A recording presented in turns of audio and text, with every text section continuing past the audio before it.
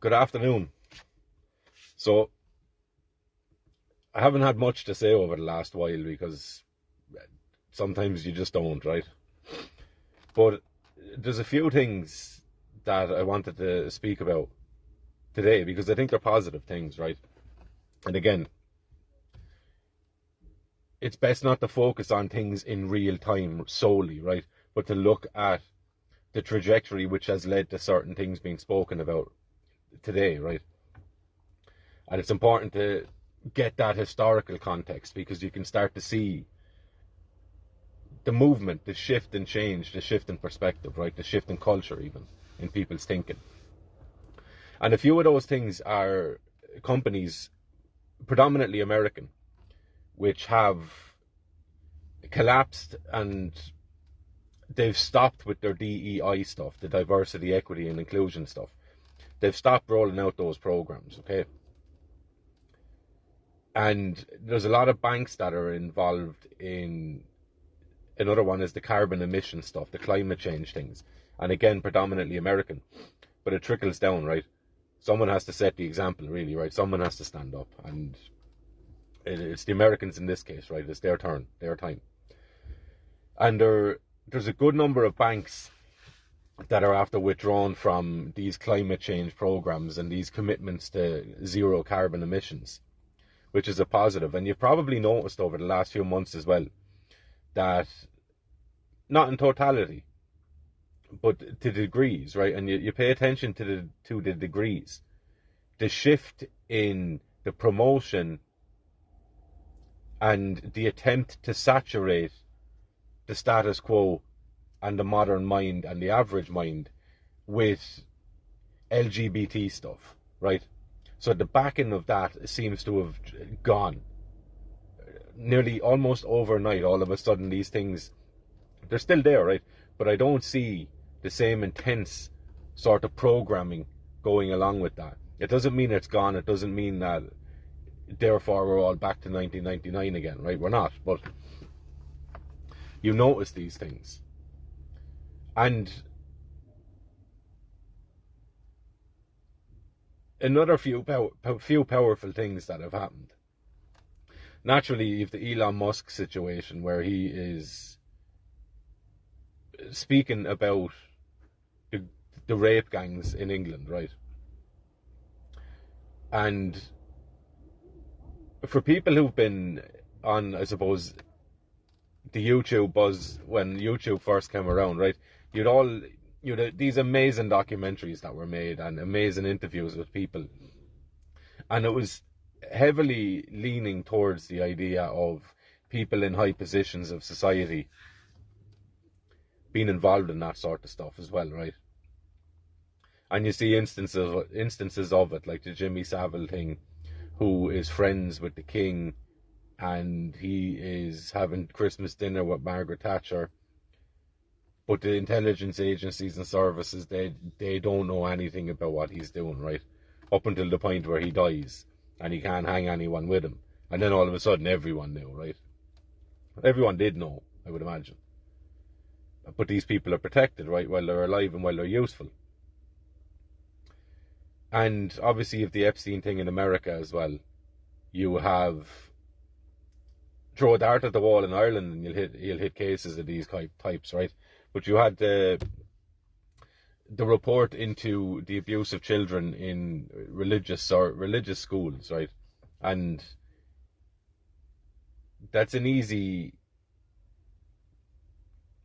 sacrifice to make, is to just throw it all on them, right?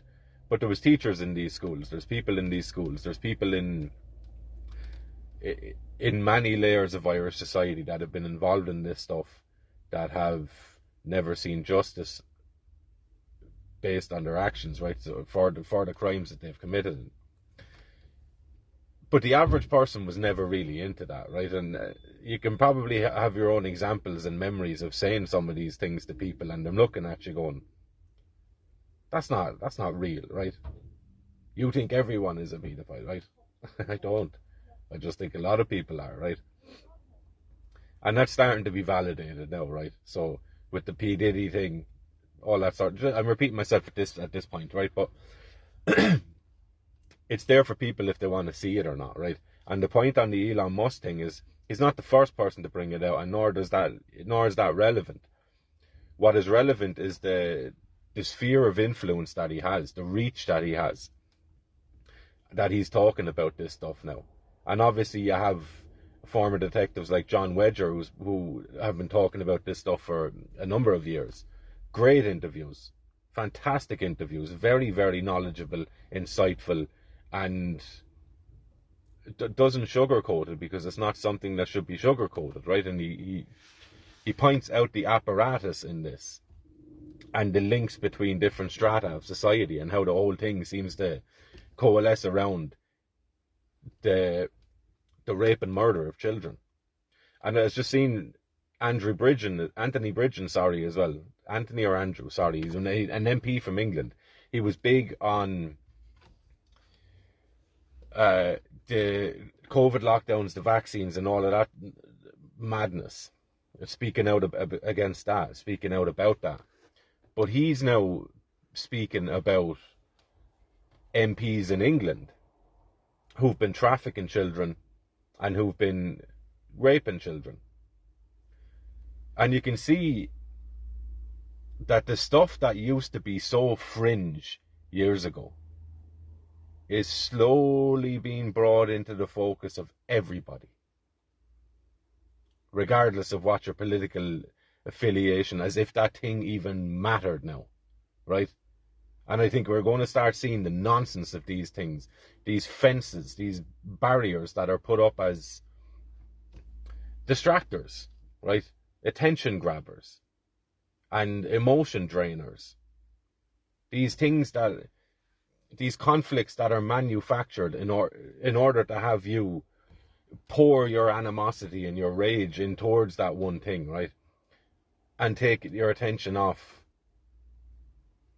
the cult, the center of this thing, which appears to be the trafficking, the raping, and the murdering of children. Not just from the dirty old fella down the road, but from significant people who are in the, I won't say highest, but from average person's perspective, probably the highest of positions across all lands, across all classes, across all races, right? It's a cult. It's a religion. You can call that religion whatever you want to call it, but the part of that religion is ritual, and part of those rituals involve the raping and killing of children. And this is coming into the forefront of news topics now. Front page news even. Old stories to a degree, but being refreshed and being revivified for a new audience, an audience that had no interest in it before. But now all of a sudden their instincts are probably coming back online a little bit. And they're starting to sense that things aren't as pristine and lovely as the modernity would like to tell you that they were, or that they are, okay? And now you're seeing this. And you're seeing this in examples like the Labour Party. Again, never mind the political party. They all shake hands behind closed doors, right? They all go out and perform and pretend that there's counter views and counter perspectives, right? When in reality there probably isn't, right? They're all, again, if they are part of a cult, if they are part of some secret society, if they are all bound to each other by their private practices and rituals involving children, then the political party or flag they wear is wholly irrelevant. To them anyway. Not to the people that they wave it for, okay? But people, I think, are starting to see past that, and if they're not, they'll be forced that.